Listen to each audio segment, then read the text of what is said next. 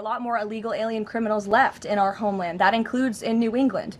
There are many within our communities in New Hampshire, in Maine, and definitely in Massachusetts and in the Boston suburbs that need to be arrested, detained, and deported back to their home countries. So, as you all know by now, the ICE concentration camp, planned in secret by DHS, first reported on by the Washington Post through leaked internal documents back in December of 2025, has been canceled. Thanks, of course, to the groundwork done by the NHACLU, local organizers, elected officials, and most importantly, the people who made their voices heard.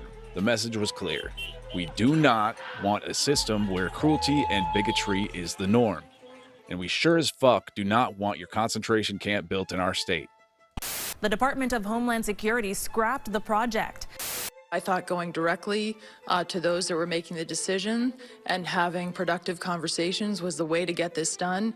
And I'm very pleased that they've made the decision not to locate this ICE facility in Merrimack, New Hampshire.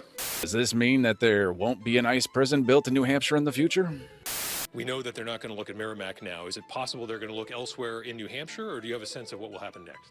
Based on the conversations that I've had, they are going to look elsewhere, so I don't expect that. I don't know about you, but it seems pretty clear to me that the only gripes that she had with this whole situation were entirely procedural. Now, in addition to this, there are a few more things surrounding this scandal that I think are important to note. On February 19th, the Boston Globe published an article revealing that ICE may have already been hiring for the prison, citing job listings for a medical staff needed at a secure medical facility.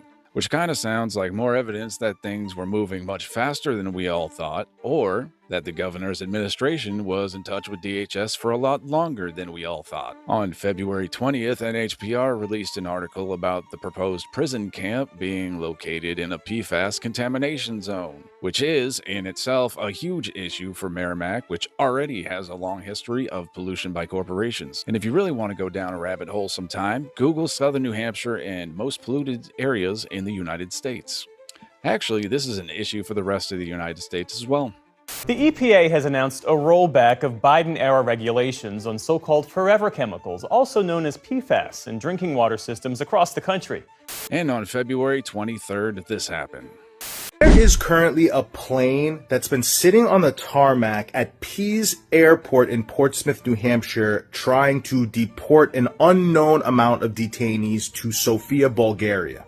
Right now, I am at Pease International Airport, checking in on the detainees who were being held on a plane out in the blizzard.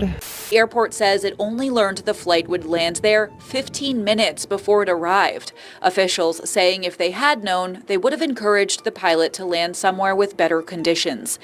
There's a lot of information on social media going out that wasn't sure of their condition, wasn't sure if they were still out in the cold on the plane. What the actual fuck? If this is the treatment detainees get just passing through the state, imagine what allowing DHS to literally warehouse people here would look like. So just please keep these things in mind during election time and keep an eye on both what the elected officials are saying and, more importantly, what they're advocating for and signing on to.